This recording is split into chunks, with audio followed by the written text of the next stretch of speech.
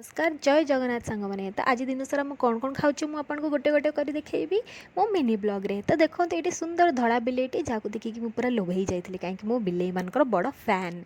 तो सकाଳେ आज फर्स्ट जलखिया होता मैगी जोटा कि मोर पर्सनल फेवरेट। तो नेक्स्ट लंच रे आज मु गोटे सुंदर छलछलिया भाकुर मछटे पाई आउ माछर बढ़िया झोल कर देइथिली।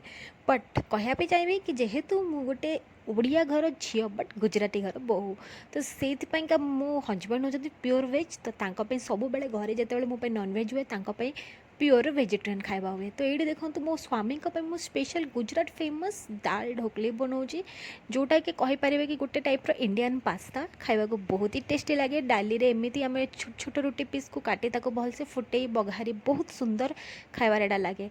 देखूँ ये खाई खाई माने खाई खाई कि नहीं सॉरी बन बन कि थकी सारी ये देखूँ खाଇବା भी रेडी हो सारी। तो यहाँ थिला मो हजबैंड खाଇବା।